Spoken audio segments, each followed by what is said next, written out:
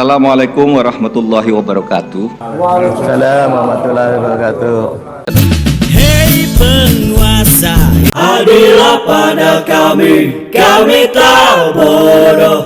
Meski memang kami tak pandai, tapi kami berjanji akan tetap mengkritik sesuai isi hati. Hei penguasa, ini kami rakyat jelata. Kau ada untuk siapa? Hei penguasa, ini kami rakyat jelata. Mau sampaikan semua keluh kesah. Bekerjalah dengan hati, pakai empati. Jangan banyak intrik, apalagi bikin tadi. Bijaklah dalam membuat peraturan. Jangan sampai bikin aturan yang berat sebelah. Selamat datang di ruang kedaulatan rakyat, di mana kebebasan berekspresi tak boleh dibungkam. Apa yang membuat pemerintah kita memilih Cina dan meninabobokan mereka dan memberikan fasilitas yang sangat luar biasa, subsidi yang sangat besar, tanpa mereka memberikan pajak kepada kita, tanpa kompensasi yang memadai atas pertambangan misalkan yang batu bara dan sebagainya? Kenapa kita memberikan itu kepada Cina? Apa yang Cina tawarkan untuk kita? Kan di bawah meja ini kita tidak tahu. Mungkin saja China diminta tolong oleh Jokowi, mungkin saja. Tidak mungkin gratisan. Masa sih? Ini kan kali kan? Mungkin aja tolong dong Cina, utak-atik algoritma buat 2024 bisa saja. Iya, tapi ini baru kemungkinan bisa saja gitu ya. Ekonom senior Indef Faisal Basri mengomentari wacana Prabowo Subianto yang akan menghapus batas maksimal defisit anggaran pendapatan dan belanja negara atau APBN 3% dari produk domestik bruto atau PDB. Faisal mengatakan kebijakan tersebut berpotensi mengganggu stabilitas ekonomi makro Indonesia. Lebih lanjut, Faisal menyatakan pelebaran defisit hingga di atas 3% dari PDB membutuhkan ongkos yang sangat mahal. Gejolak ekonomi makro bisa terjadi apabila pendapatan negara tidak bisa menopang untuk mengimbangi besarnya pengeluaran belanja pemerintah. Kalau dipaksakan ya siap-siap saja stabilitas makronya goyang, ongkosnya mahal, ujar Faisal Basri pada Rabu 10 Juli 2024. Faisal menambahkan kondisi ini dapat memicu penarikan utang pemerintah yang lebih tinggi dan menggerus disiplin fiskal pemerintah dalam mengelola keuangan negara. Sementara itu, Ketua Badan Anggaran DPR RI Said Abdullah mengatakan Prabowo Gibran mengaku masih berkomitmen menjaga defisit APBN sebesar 3%. Menurutnya, batas maksimum defisit APBN sebesar 3% dari PDB penting untuk tetap dijaga dalam rangka menjaga kesehatan dan keberlanjutan fiskal. Melansir bisnis.com, dalam laporan Bloomberg menyatakan perubahan batas defisit APBN itu akan dilakukan melalui pengubahan undang-undang. Selain menjadikan batas di atas 3% untuk belanja, ruang utang pemerintah menjadi 60% dari PDB. Pengubahan juga membuat pemerintah baru bisa mendirikan badan penerimaan negara di luar Kementerian Keuangan. Ekonom Bloomberg, Tamara Mas Henderson, mengatakan jika pemerintahan mendatang menghapuskan aturan defisit anggaran, maka hal itu sangat mengkhawatirkan. Pilihan yang lebih baik adalah pemerintah meningkatkan sedikit batas defisit anggaran, katakanlah menjadi 3,5% dari PDB. Hal ini akan jauh lebih dapat ditolerir bagi para investor dan lembaga-lembaga pemeringkat karena pertumbuhan Indonesia relatif kuat, kata dia dikutip pada Selasa 9 Juli 2024. Apa Pak yang bisa dilakukan baik ini dari Bank Indonesia ataupun secara fiskal untuk bisa membuat dampak yang ada ini mungkin tidak akan terlalu jauh? Tidak ada yang jangka pendek karena seperti saya katakan persoalannya ini struktural. Ya, mengapa current account kita defisit melulu? Bahkan waktu surplus tahun 2022 kan current account kita surplus, rupiah melemah. Karena apa? Karena investor yang diundang untuk di smelter dari Cina semua. Ya, Cina diberikan kebebasan, ada PSN, ya kan?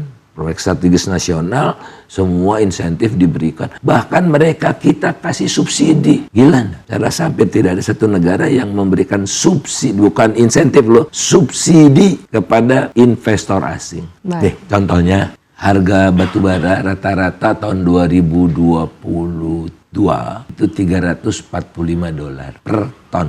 Jadi kalau kita ekspor dapat $345 per ton. Perusahaan China, smelter nikel, dia kan punya pembangkit tenaga batubara. Pemerintah bilang, tenang aja, jangan khawatir harga batu bara naik. Saya kasih nih, saya ikhlas nih, kata mereka itu, kata si penguasa oligark ini, saya kasih $70. Dia nggak bagaimana nggak menari-nari. Jadi $275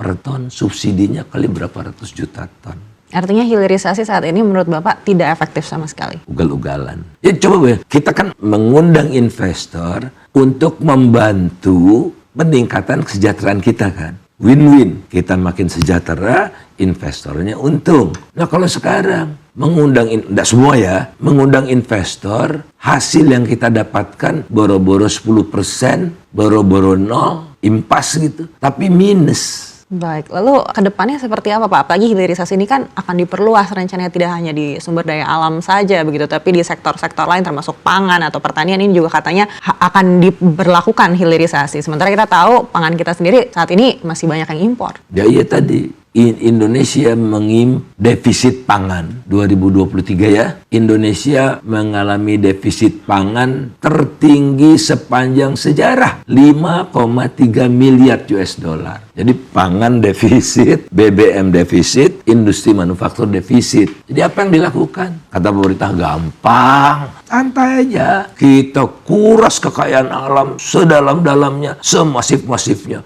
Jadi nanti makin dikasih konsesi tambang, konsesi macam-macam kepada investor itu supaya bisa ekspor. Yang kita bisa ekspor kan batu bara. Kemudian udah deh hutan itu babat buat CPO gitu kan. Timah, korupsi gitu kan. Macam-macam itu. Jadi kenapa tidak mau menyelesaikan persoalannya yang di akar itu? Jadi satu-satunya cara kan gitu kan. Bagaimana kita menutup defisit perdagangan ini? Kan tidak bisa pakai rupiah, pakai dolar. Oleh karena itulah, eksploitasi alam akan semakin masif agar kita tidak mengalami defisit neraca pembayaran yang oleh karena itu Presiden baru harusnya berkomitmen kan. Komitmennya betulan, bukan kayak Jokowi dulu, kenapa kita impor jagung, kenapa impor ini, apa segala macam. Kemudian kita perkuat, tol laut segala macam, hilang semua itu. Tidak ada yang dilaksanakan. Logistik cost kita naik terus. Nah, jadi oleh karena itu, ayo mulai dari menata. Jadi jangan jargon presiden baru melanjutkan kebijakan presiden sebelumnya. Neraka kita. Jadi justru kita harus putus ini. Apa-apa yang telah dilakukan Jokowi yang nyata-nyata sesat ya. Untuk rebound. Bukan namanya hilirisasi, tapi industrialisasi.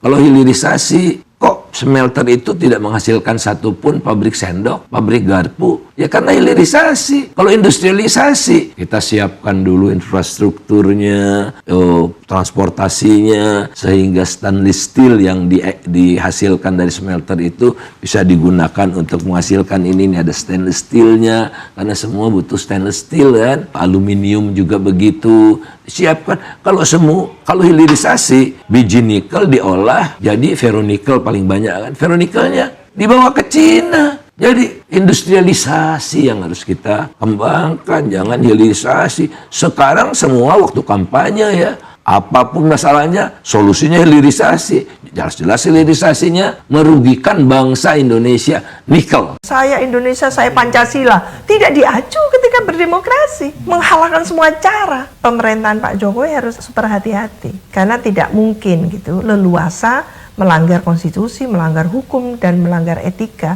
diterus-teruskan seperti itu. Kalau sudah purna bakti, so what gitu loh.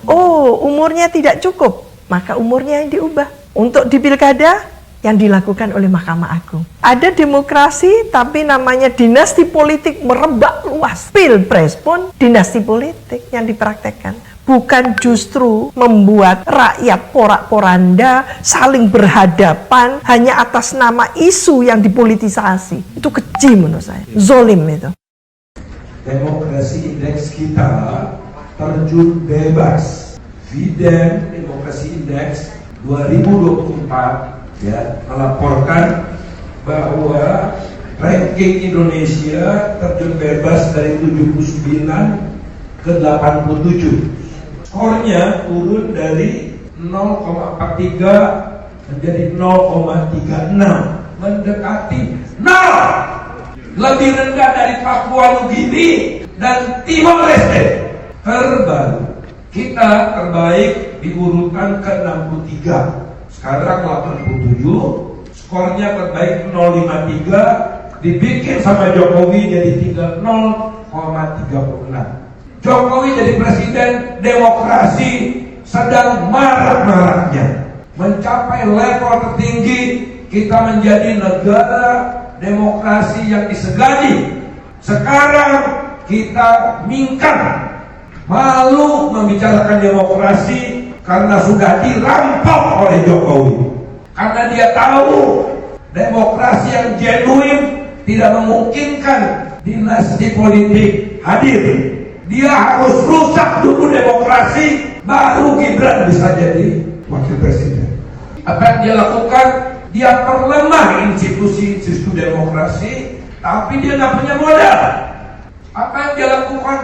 Dia rangkul para konglomerat, dia ajak dalam kekuasaan, penguasa dengan pengusaha dalam satu badan, atau enggak? Penguasa dan pengusaha dalam satu badan menjelma menjadi raksasa yang lalim, sehingga kekuatan mereka luar biasa. Mereka kerut batu bara, kita dapat pendapatan dari ekspor saja 2022 1.000 triliun.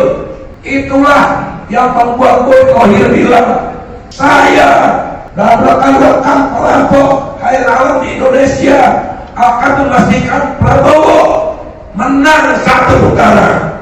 Diam kita. Tidak boleh. Demokrasi mendekati 0, kekayaan alam dirampok, timah kita habis, batu bara, nikel dijual ke Cina, luar biasa dahsyatnya. Pelanggaran terhadap Undang-Undang Dasar 45, bumi, air, dan kekayaan alam dikuasai oleh negara bagi sebesar-besar kemakmuran rakyat. Bukan kemakmuran Boy Thohir, bukan kemakmuran Luhut Panjaitan, bukan kemakmuran Erlangga Hartarto, bukan para elit-elit itu yang menjelma menjadi despotik Bapak Ibu. Kalau kita biarkan ada generasi muda kita tidak akan diberikan sisa, semua digaruk dan dibawa keluar. Ini Anda masih menggunakan TV dengan dalih Anda pasti berada di balik undang-undang mengenai penyiaran. Tapi kalau nanti itu kemudian digolkan, itu yang namanya medsos, podcast, dan sebagainya akan juga dilarang. Kenapa demikian? Sebab kalau itu dilakukan, Anda melanggar undang-undang. Dan sekarang Anda tahu sendiri ya, paling nggak ada 2 yang saya tahu. Satu punyanya Mas Rudi S. Kamri ya, yang channel anak bangsa, yang katanya sementara dikuasai oleh polisi gara-gara kasus tahun 2022 atau 2020 gitu kan. Kapan terjadinya kasus, baru sekarang. Terus ada lagi satu juga, salah satu kanal juga yang kemudian juga Punyanya Bung Akbar Faisal dulu juga sempat. gitu. Jadi itulah ya, apa yang ingin saya katakan di sini, bahwa mereka berusaha untuk menutup mulut-mulut dari orang-orang yang selama ini tadinya adalah para pendukung Jokowi, yang sekarang udah misalnya terbuka pikiran dan matanya menjadi orang yang sangat kritis. Termasuk juga Denny Siregar, yang juga tidak jarang diganggu juga kan, siaran-siaran dia kan. Itulah ya, kenapa siaran-siaran ini mau